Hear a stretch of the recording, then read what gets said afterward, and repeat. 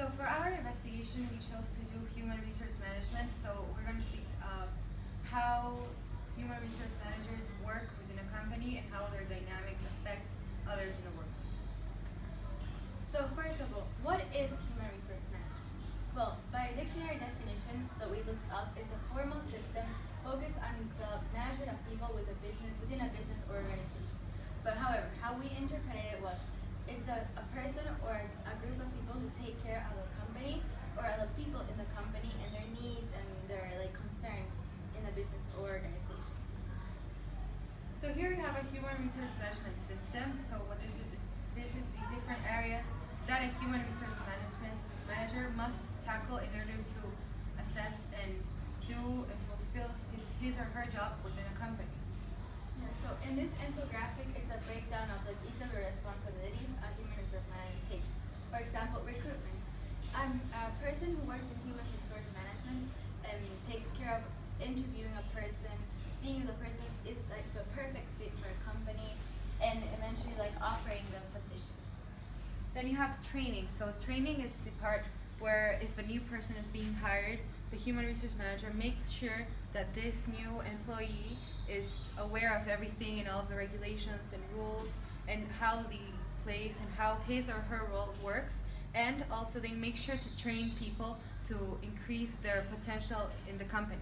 So they're going to train people to become a manager, then a CEO, so to constantly have them improve. So the next one was attendance. The human resource manager takes care of the shifts of when people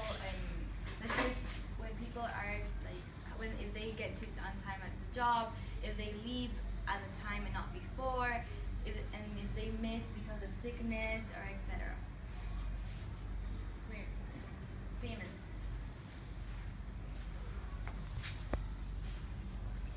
So for payments, basically is budgeting. Most of the time, the human resource manager makes sure that the company is not spending money on anything that they do not need to. And also, payment means that if a person gets more work than others, and that this extra effort or extra work is being paid, so the more work you have, the more you're expected to pay the person, and that all payments are equally distributed. Following is appraisal. Appraisal is if the human resource manager sees that someone is very good at their job, or if they see that they have sufficient training and good attendance, and they were fit for the company through recruitment, they can give them feedback. They also have communication, and they also see if they're fit for a transfer or a promotion or any similar aspects. So relieving speaks of how a person, whenever the person wants to leave a company, so they make sure that if anything went wrong and if there was any conflict with the person leaving the company, they make sure that they ease the tension between the person leaving and the company. They make sure that everything ends in good terms. And also they make sure that every contract for the person quitting the job or leaving the job, whether it's retirement or any other idea, that it's all in order and that the process goes smoothly. Continuing is contract labor. The human resource manager crafts the contract for promotions, for recruitment. They take care that the contracts are being completed and etc. So why is human resource management important? Why is it essential in a company and organization? So this is why we see it as important. First of all, it is needed to create a good team. It is essential to have a good HR team in a company because it not only creates a positive work atmosphere, but it also engages and supports the employees, not only in advancing their career, but also if they get a larger workload, they can hear their concerns and they can give solutions. So the human resource theory speaks of the goal or the mission of a human resource manager in a company. So by definition, the human resource theory explains how management behaviors and structures can positively or negatively influence the employee behavior.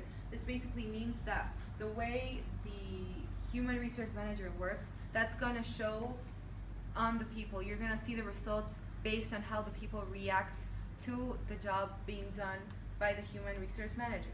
For example, it combines different sciences like psychology, sociology, engineering, studying political science and different types of sciences to make sure that all of the environments are working together and properly, that they are coexisting.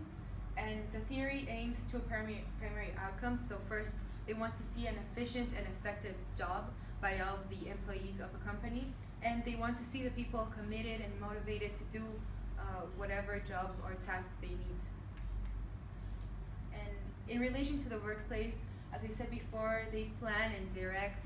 They are like administrators of in a company and of the organization. So they make sure that the people they are hiring and that the new staff is set and it's capable of fulfilling their roles. And also they make sure that all the different areas and departments of the company are all combining and working together to create a really good overall and positive outcome. And they also work within all of the people. They move back and forth with either the CEOs to the recent hired employees to identify the ways to maximize their value and their tasks.